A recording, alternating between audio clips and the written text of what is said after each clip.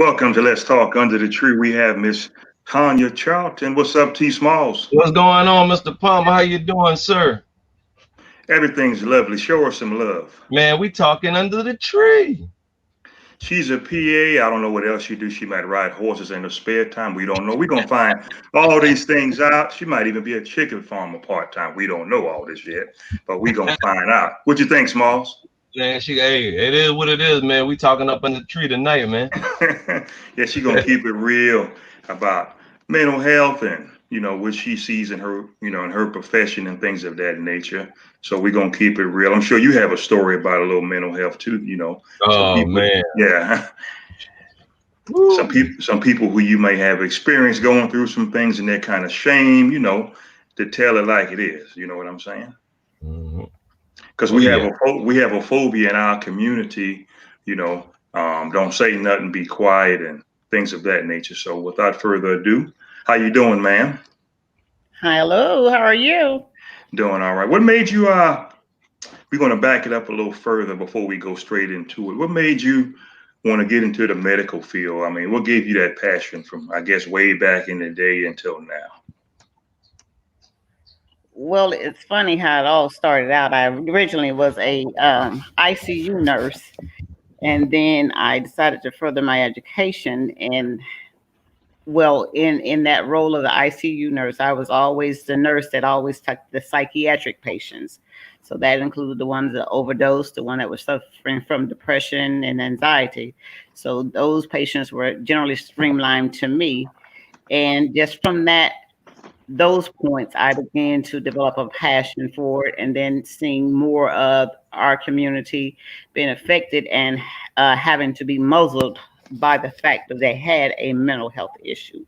So that just kind of piqued my interest the more. Wow.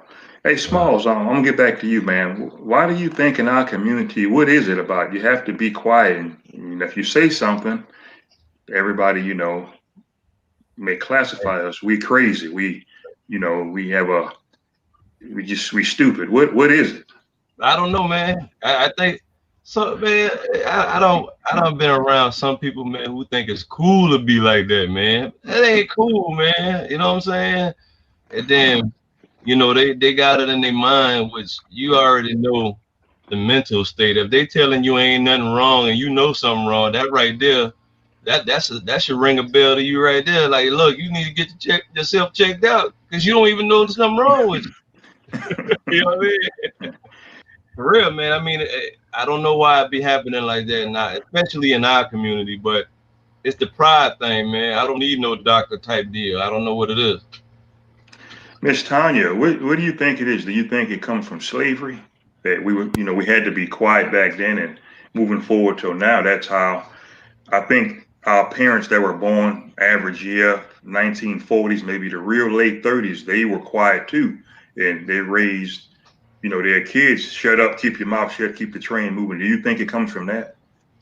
I think it falls along more with the taboo of not wanting to address their health issues. That includes even the physical part of the body, but the mind state and the body all in one. But a lot of people just don't want to address it, or we come back from the era of the church where God's going to heal everything. If you don't believe in God, if you have a mental health issue, particularly like schizophrenia and bipolar and things like that, they're often associated with demonic spirits. So our culture typically wants to muzzle that, and therefore, the patients or the community suffers. And we're talking about from elderly people all the way, from 70 all the way to, schizophrenia and bipolar generally starts peaking at around 13 or so. But you got these parents and as well as the patients themselves, they don't want to be classified as crazy. They think that their world is going to fall apart if they have to take the medications that are associated with mental health issues. Wow. Man. In some situations, you know, moving forward a little bit more, is like family secrets. And a lot of people find out who their father was or their mother. Do you think that weighs in a lot, that can affect someone's mental health?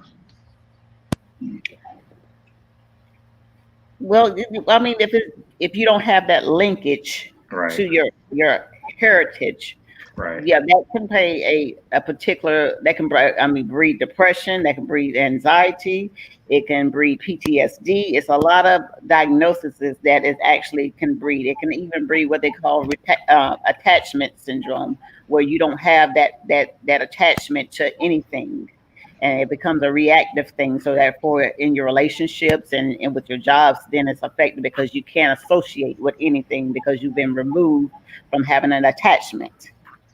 Right. I'm glad you say that. PTSD is real. You know, the suicide rate is real, and that goes on a lot today. Even in relationships, say a spouse have PTSD, you think it's hard for the other spouse to understand what that really is because in our community goes back, it ain't nothing wrong with you. And do you think another spouse could make the situation worse because they don't understand? Yeah, absolutely. I mean that goes with any part of the mental health issues.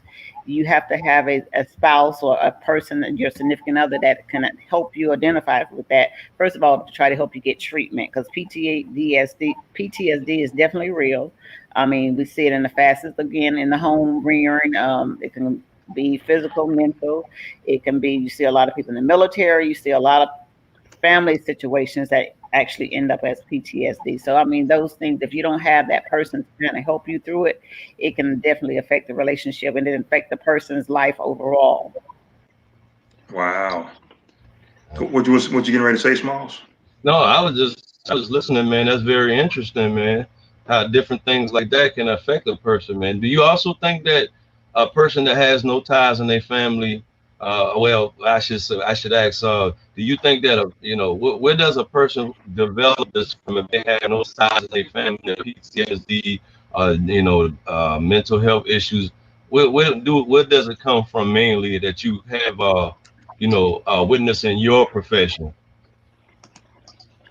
I didn't hear you quite. You were kind of breaking up with that.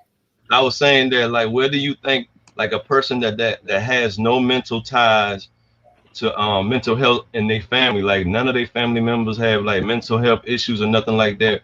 In your profession, where's the main cause that it comes from in your profession that you have seen and witnessed in your profession? I'm gonna back you up a little bit. Mm-hmm. In our profession, and particularly we see in our African American communities, there is mental health issues, but because it's been so taboo, we never talk about it. Grandma pushed it up on the rug. We always said uncle was kind of off a little bit. He heard voices, but nobody really went to the doctor to see the depth of what that actually is. So generally, in all our families, there's some type of mental health issues, whether it be depression, anxiety, PTSD, where everybody sees something in their family. It's just has not been identified as such. Okay. All right. Well, that's pretty deep. Have you ever been around some of your patients and they swear up and down they don't have a problem, but in your mind, when you assess the situation, they really do?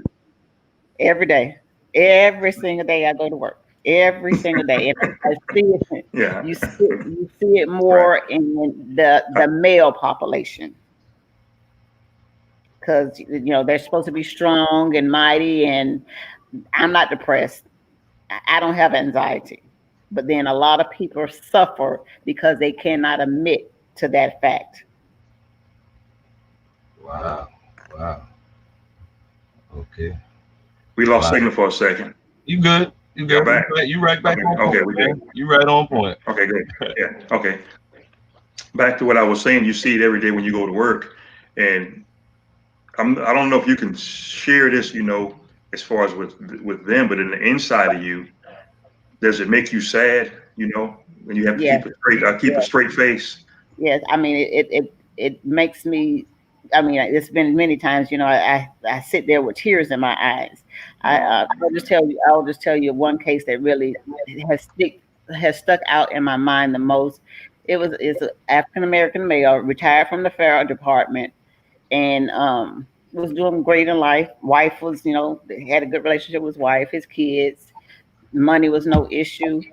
But then I got a call. He did not want to take the medicine or anything. Got a call one day from his daughter, who said her father had committed suicide.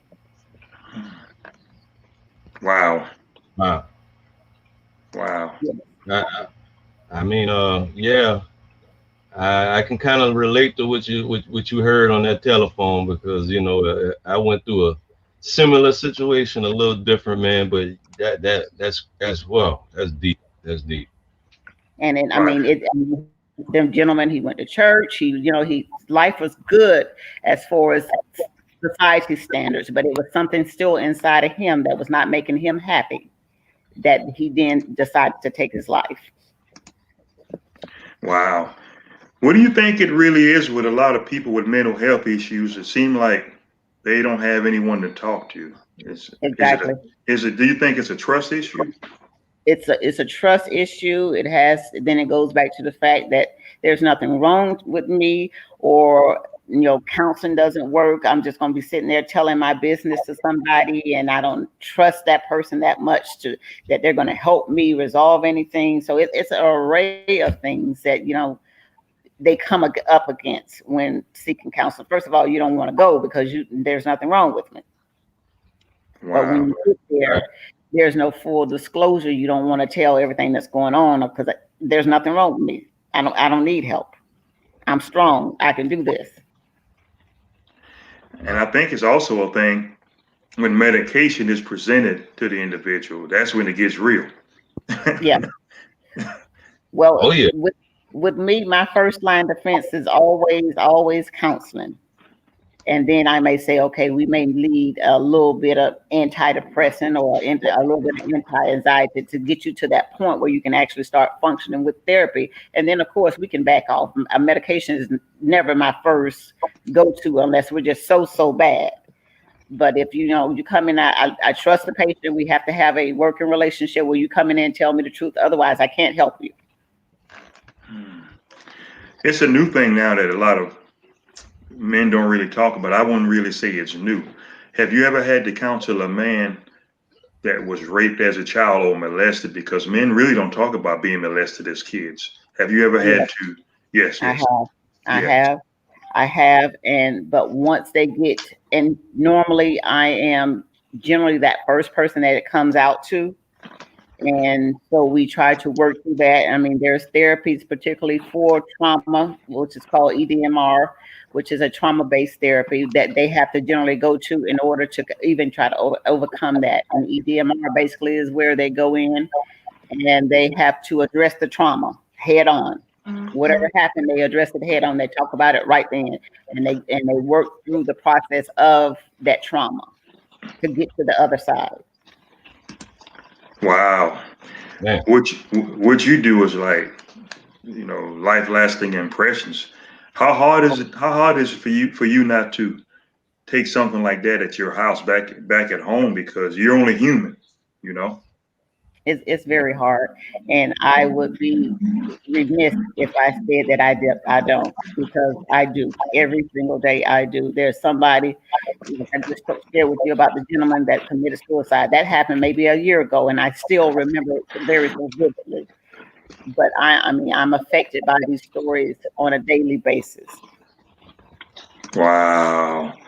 Do you think mental health affects kids? I want to go into kids that have deadbeat parents or had deadbeat parents in their life, because a lot of times they don't talk about it, but their actions when they get older, sometimes it affects kids and they don't know how to communicate, because they had no one. Yeah, go ahead.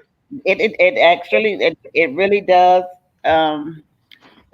People will be amazed at how this stuff, we see it in the girls and in the young girls, how the absenteeism of a father affects them long term. As far as how they raise their children, the men they choose, every aspect of life it affects. They have no, again, that attachment to anything. And so with no attachment, you have no grounding, you have no bearing, and you really don't understand who you really are. Wow. Mr. Smalls, what do you think about that identity crisis? Because what she, said, you don't know who you are. Do you think that go on a lot with a lot of, young ladies? They have no structure. Yeah, man. Of course, man. especially with the ladies, man, they don't understand like how a male figure, a father figure, whoever is your father figure in your life is a very important person in a woman's life. You know what I'm saying? I tell my daughters, I like, man, if you can't find somebody to treat you like how your daddy treats you, then you need to find somebody else, because you need that love, man. You need that. You need a man basically, because he lets a woman know that, hey, look, this is leadership. This is how a man's supposed to act. You know what I'm saying? You're not supposed to traumatize your kids, whether it's a boy or girl, but mainly women, man, they go through it more than the boys do. Or I could say an equal amount. It might be an equal amount, you know what I'm saying? So, that lets them know that, hey, look, I do have somebody that I can turn to and talk to if something do happen, or something, somebody does something to me. But when you get something like, when you don't have that as a child or as a grown up or whatever that is, it's hard. It's hard on a person, man. And that right there plays with your mental as well. Just that alone. Right. Most of the times when the person who caused the mental abuse, they don't see nothing wrong with it. In a lot of, Right. in a lot of cases. How do you feel about that, Miss Tonya? Well, what you see, I mean, you hit it dead on. They don't see anything wrong because generally that's how they grew up. Right. Mhm. Right. Yeah. So it goes from generation to generation, and there we have our generational curses because nobody addresses it. Right. Right. It's kind of like they're getting numb to it, man, because that's the normal for them. You know what I'm saying? As far as how they grew up, and then you get one of us that come along and be like, y'all really do it like this? Like you really think that there's nothing wrong with your situation? You know what I mean? And this is a person from the outside talking like, hey man, something need to change. Exactly. I'm gonna give you a scenario, Miss Tonya. In my opinion, it seemed like the era from, say, the 1918s, if some of them still living till now, with parenting, they were kind of like no kind of affection at all. Period. Just they, they might speak, but they didn't show their kids affection, leading up to, I'm going to say, the 60s or the 70s, maybe, give or take. And it seemed like that era, when they grew, when we grew up, you didn't get any affection, but and you don't know how to give it. So you have to retrain yourself if you're willing to do it. Do you think that can cause some mental health issues as an adult? Because the average age, say 50, 51, 40s, in the late 30s, you think that can affect someone's mental health? Absolutely. Again, everything goes back to that attachment because you have Hmm. nothing to identify to hold on with. So if you didn't have that loving relationships or that loving atmosphere, it's going to affect every aspect of your life, leading to depression because you don't know who to identify with. My mom never really told me she loved me. She didn't, she never showed affection, and therefore you have kids and you bring them up Hmm. same exact way. So everything is getting passed on until somebody's bold enough to say, okay, I identified this is what it is, and we as a family we need help. We can't go on like this. That's true. I said this little story I'm gonna share with you in another previous podcast that I did. T Smalls, you heard it also. A friend of mine, father passed. I'm gonna say 9 months ago, and he said he grew up in the house with this man, with pretty much complete silence. So his mom and dad got divorced later on in life, but he was already an adult. So he said, he went to the viewing at the funeral home, and he said he was basically looking at a complete stranger in his house. You know, he said this man raised him, talking about his dad, but he didn't know who he was. He just was at the funeral basically because there wasn't no communication in the house. So I'm trying to help him, get over that. Now he's about, let me see, he should be 54 years old, Hmm. but he went to the funeral, and I could tell that it affected his mental health in a good way because he has a son, I'm going to say 16. He spends a lot of time with his son. So he kind of reversed it to make sure Hmm. he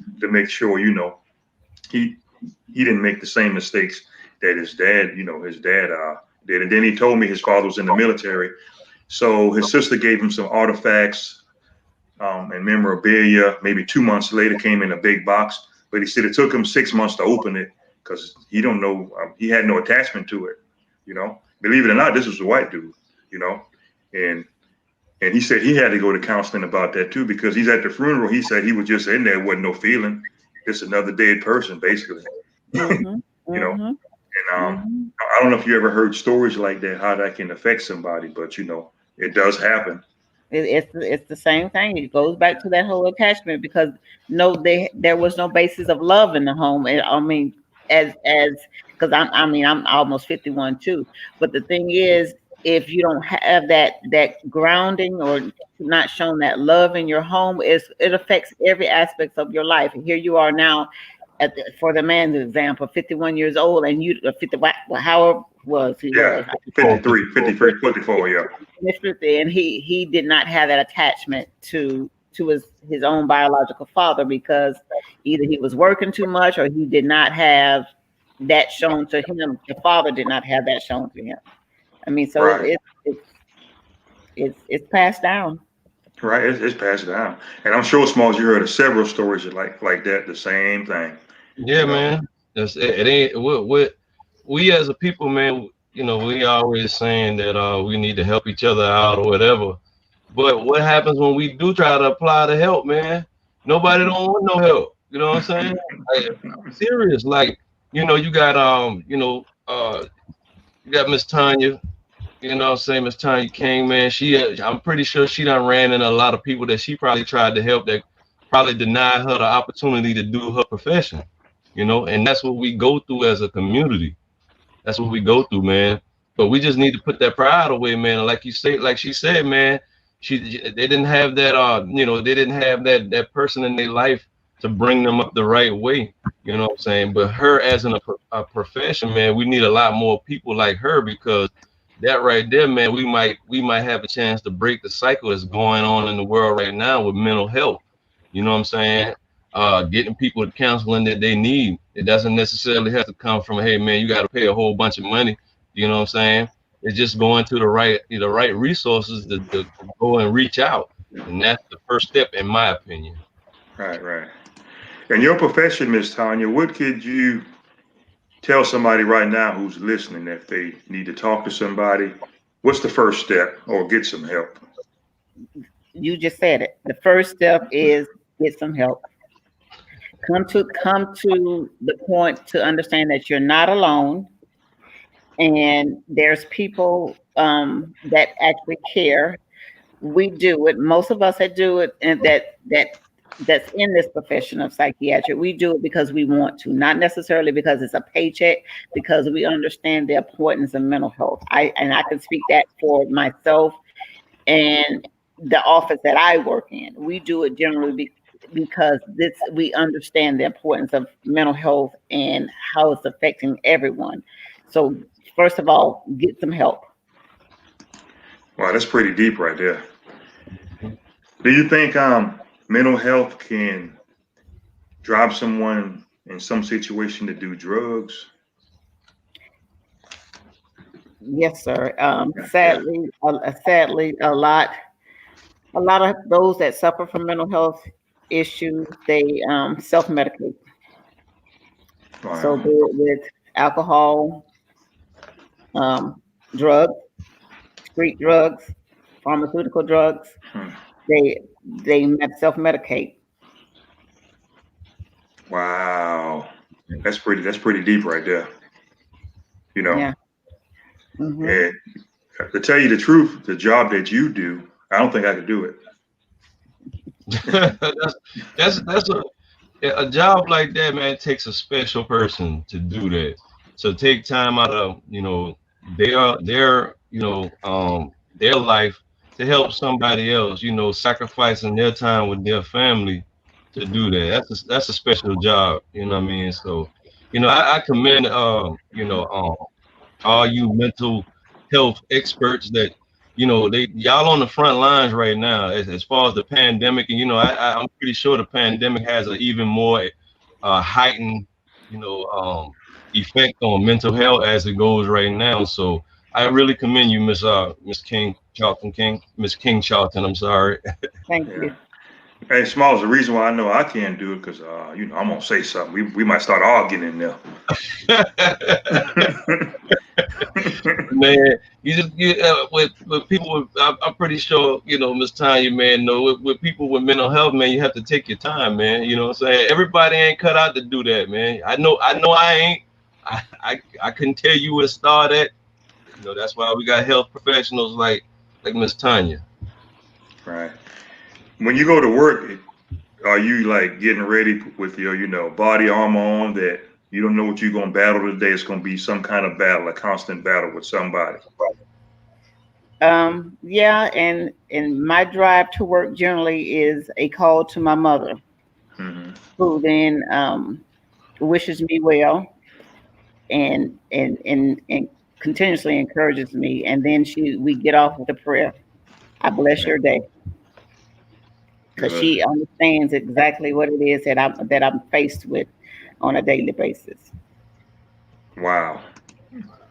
Sound like you got to have a concealed weapons permit or something. What you think, Small? What you think? Hey, maybe, man, but hey, she got the armor of God with her when she go to work. I'm pretty sure she's well protected. Yeah, exactly. Sound like yeah. It's funny you say those kind of things, because in the office setting, they teach us to have our desk at a particular angle. We have to have easy access to the door, because things like that happen. You have patients that come in there, pull guns. You have them, go on a psychotic break and turn over tables and all kind of things. So we have to actually position our office in a way that we can easily escape. Wow. Hey, Smalls, before you say something, I was getting ready to, say this, but it looked like she, then moved some furniture around in there with a patient. What you think? Oh yeah, she probably got a lot of furniture moved around, man. But that's for protection, bro. She gotta protect herself too, She gotta protect herself, man. You know what I mean? I can't imagine, things like, what goes on or what you may have seen in your years of doing what you're doing, man. I'm pretty sure you done seen some things. Yeah. Yes, I absolutely have. And now with the whole thing, the COVID, everybody wants to spit on you. What? Oh my God. Oh my God. Wow, I didn't know that. Yeah. I mean, they're not too mentally unstable to know that COVID exists and that their saliva may contain COVID. So yeah, we wear face goggles and everything else. So that's the first thing they want to spit on you. When a person's, I mean, when a person spits on you, that's a whole another level of disrespect. That's furniture moving. You know what I mean? How do y'all handle that? Like, I mean, how do y'all condition your mind and say, you know what, I know these people need help? Because that's a whole different level of disrespect, even though it's coming from a person that is mentally, not right. How y'all handle that?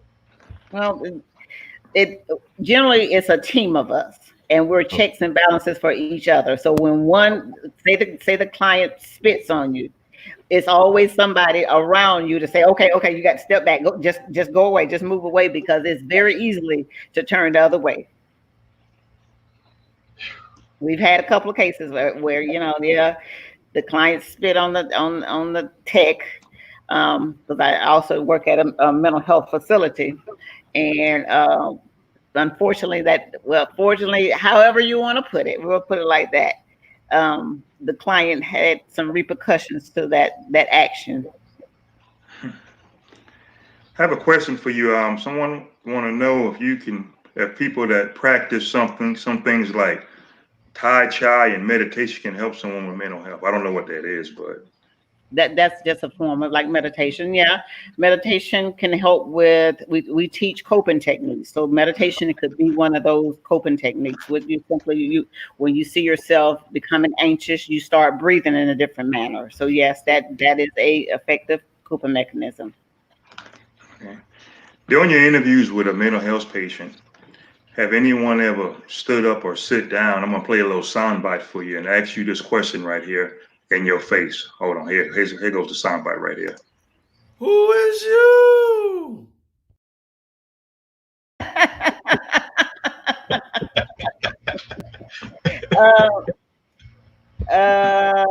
particularly those of the other persuasion, Caucasian people. Yeah, we do it more. But my people, they generally are, giving me accolades. Look at you behind the desk. What you doing? Go girl, and those kind of things. But the other people wonder how you got back there, ma'am. What you got going on?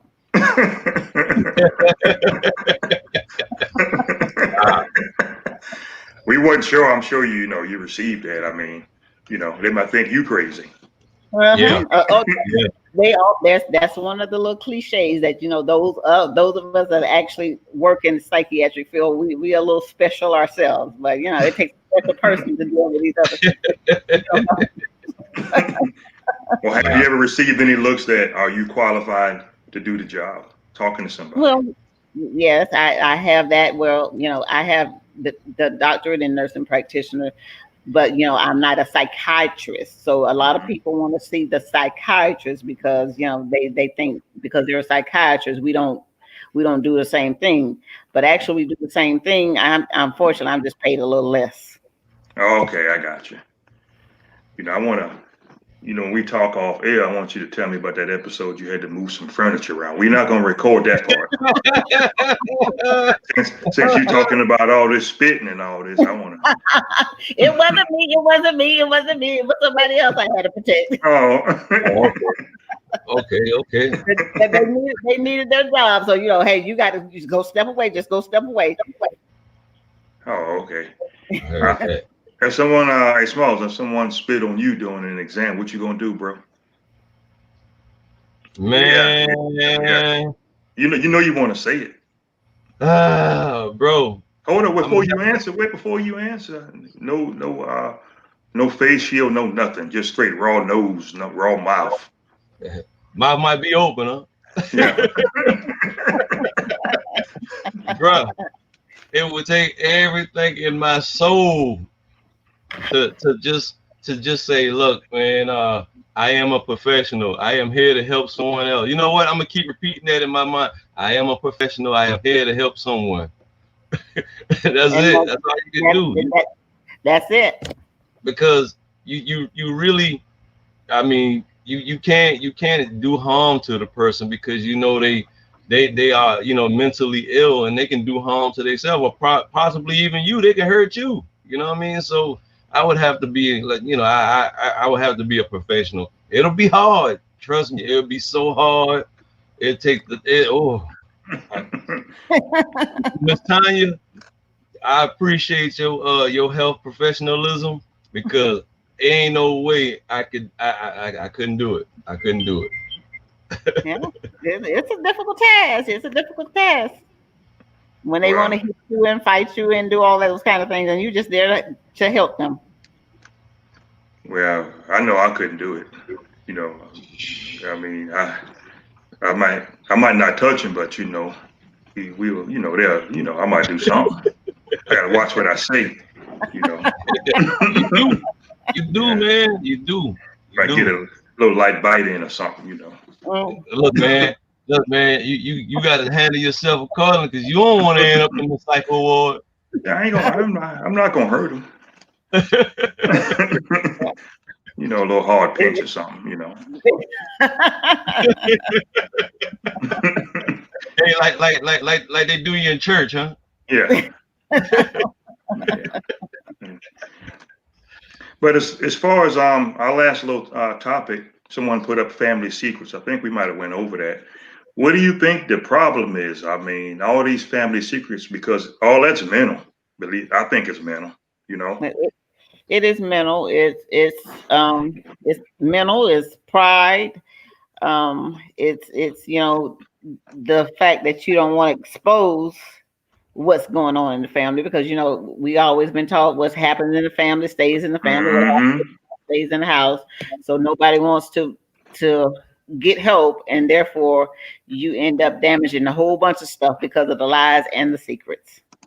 Oh, say it. Hey, T. Smalls, could you repeat what she said at the last part? Yeah, the lies and the secrets. You just destroy everything. Right. Because a lot of folks don't find out, they had a mother and father that wasn't their daddy in the house. They're in their 50s. Some don't find out till they're in their 60s. But, this is not a race thing. but that goes on, and that's part of mental health because the person, they look at themselves in the mirror. Who am I? I think you might have touched on that. Right. It's again that's the whole that attachment reattachment syndrome that we have going on, because again you don't have that identifying factor. You can't identify with anything or anybody in the household, so therefore it breeds the PTSD, the anxiety, the depression. It starts breeding all that kind of stuff. That is correct. I mean, it's a trip, because doing this podcast right here, I don't think he would mind. We did because he's on film. I didn't know that he was getting ready to commit suicide. He said he had a gun in his head.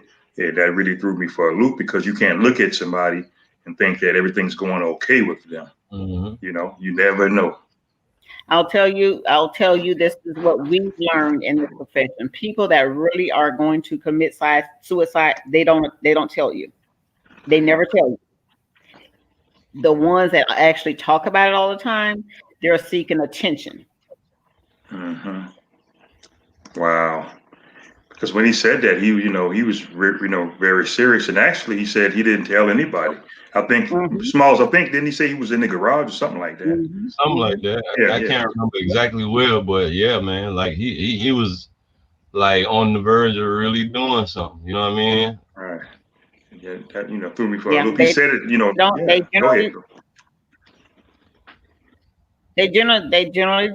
don't tell anybody. Right. Those that are really going to do it, they never tell. They very rarely leave anything to be told. They may leave a letter, but they don't go and announce, okay, I'm gonna kill myself. They don't. Wow. Because their mind is already made up. They're going to do this. Nobody's going to come to stop their plan, and they follow through with it. That's scary, man. That's scary. It's scary.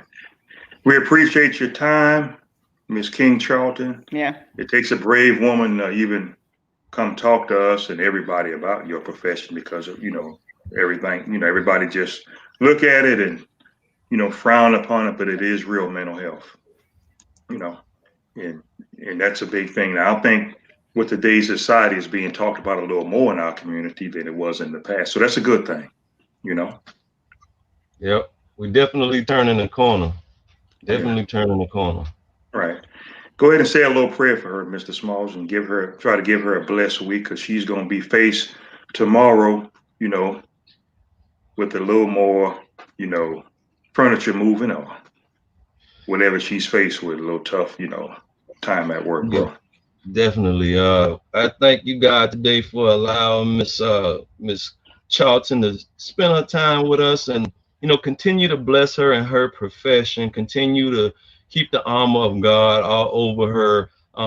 Make sure she have a very blessed week. That no harm will be done to her, or anybody trying to do harm to her. Just make sure they stay clear. Make sure the people that actually comes to her for help, man, that she have satisfied them as far as getting help. In your name we pray. Amen. Amen. Amen. We appreciate your time, and stay on for about 20 seconds when we log off. And you're a special lady that even, come and want to do this. And we really appreciate you. We're going to share this all over, and this is going to help somebody, and I was always told everybody has a little bit of mental health issue, something, but we appreciate you. Exactly. Thanks for coming. And everybody have a blessed week. Wear your mask. The COVID is real. Drive to work safe. Put your seatbelt on.